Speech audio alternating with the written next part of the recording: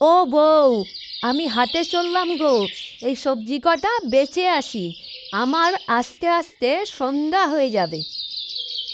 ঠিক আছে, সাবধানে যেও। পথে রামু ঠাকুরপোর বাড়ি, তার সাথে একটু দেখা করে এসো। হ্যাঁ গো হ্যাঁ, রামুর সাথে দেখা করে আসবো।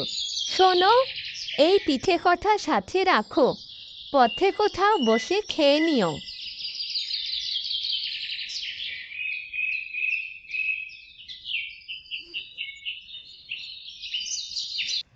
কি গো, তোমার সবজি ভালো হবে তো? একদম টাটকা বাবু, আমার ক্ষেতের সবজি। দাও দেখি, আমাকে ওই বেগুনগুলো দাও। আমাকে ওই ঢেঁড়স আর শাকটা দাও।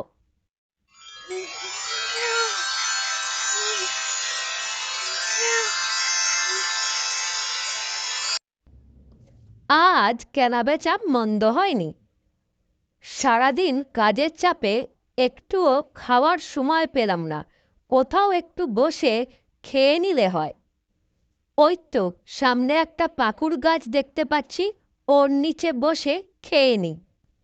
বাহ, কি সুন্দর দেখতে হয়েছে পিঠেগুলো। একটা খাবো, দুটো খাবো, তিন বেটাকে চিবিয়ে খাবো। একটা খাবো, দুটো খাবো, তিন বেটাকে চিবিয়ে খাবো।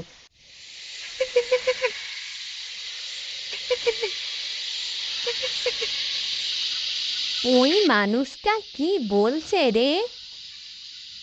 বলছে একটা খাবো, দুটো খাবো, তিন বেটাকে চিবিয়ে খাবো। মানে ও আমাদের তিনজনকে চিবিয়ে খাবে বলছে রে। কি সর্বনাশের কথা! সত্যি খুব বিপদে পড়লাম। কি করি বলতো? একটা কিছু ব্যবস্থা তো করতেই হবে। আমাদের তিনজনকে চিবিয়ে খাবে বলছে যে।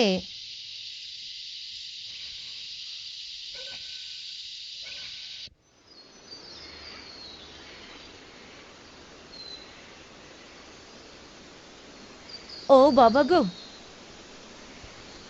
দোহাই কর্তা, আমাদের চিবিয়ে খাবেন না। আপনাকে এই হাঁড়িটা দিচ্ছি। এই হাঁড়িটা নিয়ে আমাদের ছেড়ে দিন কর্তা। এই হাঁড়িটা নিয়ে আমি কি করব? আগে এই হাঁড়িটা নিয়ে যখন যা খেতে ইচ্ছে হবে বলবেন, সেই খাবার এই হাঁড়ির মধ্যে চলে আসবে। তাই ভারী মজা তো। দে হাঁড়িটা দে। আমি পায়েস খাবো।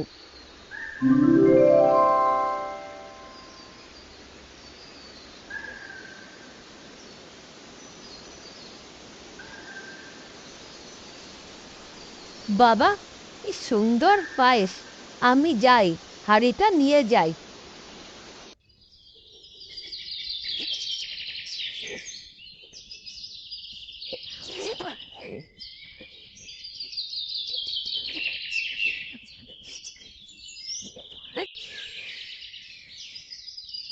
রামু, ও রামু, বাড়িতে আছো নাকি? আরে, কানু ভাই যে, এসো এসো। হাট থেকে হাঁড়িটা কিনলে বুঝি? না না, তুমি আমার ছেলেবেলার বন্ধু, তোমাকে কথাগুলো বলছি। এই হাঁড়িটা জাদু হাঁড়ি। যে খাবার খেতে চাইবে সে খাবারই পাবে। তাই নাকি? একবার দেখাও দেখি। আমি মিষ্টি খেতে চাই।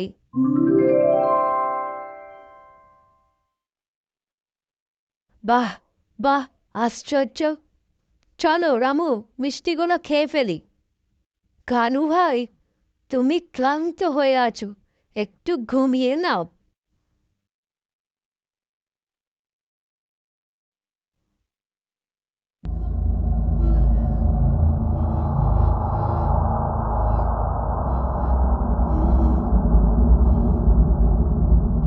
রামু ভাই, আমি বাড়ি যাই গো।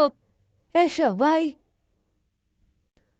বউ, ও বউ, দেখো গো, কি আশ্চর্য জিনিস এনেছি। কি আশ্চর্য জিনিস গো! এই হাঁড়িটার কাছে যা খাবার চাইব তাই দেবে। তাই নাকি? খাবার চাও তো দেখি। হাঁড়ি, আমি মিষ্টি খাবো। কি হলো? হাঁড়ি, আমি পোলাও খাবো। তোমার মিষ্টি পোলাও তুমিই খাও।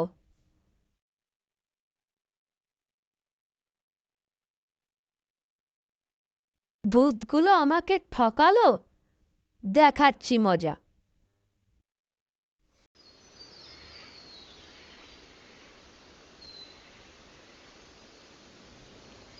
একটা খাবো, দুটো খাবো, তিন বেটাকে চিবিয়ে খাবো। একটা খাবো, দুটো খাবো, তিন বেটাকে চিবিয়ে খাবো।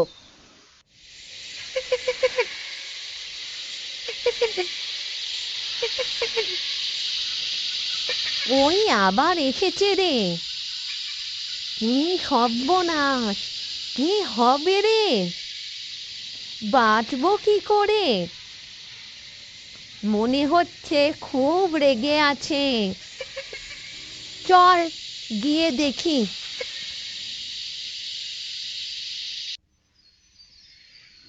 ও কর্তা, আমাদের চিবিয়ে খাবেন না। আপনাকে তো হাঁড়ি দিলাম কর্তা। কিসের হাঁড়ি? তোমরা আমাকে ঠকিয়েছ। হাঁড়ি থেকে কোনো খাবার বেরোচ্ছে না। বলেন কি কর্তা? এমন তো হবার কথা নয়। ও হাঁড়ি আমাদের নয়। আমি কি মিথ্যে কথা বলছি? তোদের তিন বেটাকেই আমি এবার চিবিয়ে খাবো। আচ্ছা কর্তা, বলেন তো, আপনি কি হাঁড়ি নিয়ে সোজা বাড়ি গেছিলেন নাকি অন্য কোথাও গেছিলেন? না, সোজা বাড়ি যায়নি তো। আমার বন্ধু রামুর বাড়ি গিয়ে বিশ্রাম করে তারপর বাড়ি গেছিলাম। হুম, এইবার সব বোঝা গেল। আপনার ওই বন্ধুই আপনার হাঁড়ি চুরি করেছে। হ্যাঁ, ঠিক। ওই বন্ধু রামুই আমার হাঁড়িটা চুরি করেছে। কিন্তু কি হবে এখন? আপনি কিচ্ছু ভাববেন না কর্তা। আপনি এই হাঁড়িটা রাখুন। এই হাঁড়িটার কি গুণ? আপনি এই হাঁড়ির মুখে ঢাকনা কখনো খুলবেন না কর্তা। যে খুইবে তার যে কি হবে! ঠিক আছে, দাও দাও। রামু, ও রামু, বাড়ি আছো? আরে কানু যায়, এসো এসো। ওই হাঁড়িতে কি আছে ভাই? সেটা এই হাঁড়িটা খুললেই দেখতে পাবে। তাই নাকি? হাঁড়িটা দাও দেখি, খুলে দেখি কি আছে।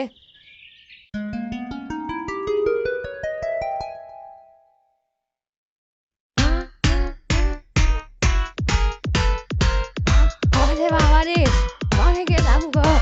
আরে বাবা রে, মরে গেলাম গো।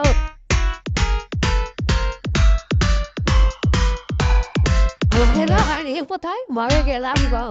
দিচ্ছি, বল চিরল, আমার খাবারের হাঁড়িটা কোথায়? না ভাই, তোমার খাবারের হাঁড়ি আমার ভোর হয়ে গেছে। এরপর সবজিওয়ালা দুটো হাঁড়ি নিয়ে বাড়ি ফিরে গেল। তারপর থেকে সবজিওয়ালা আর সবজি বিক্রি করতো না, একটা মিষ্টির দোকান দিল। ভূতের জাদুর মিষ্টির খ্যাতি চারিদিকে ছড়িয়ে পড়ল। কানুদের সংসারে আনন্দে খুশিতে ভরে গেল।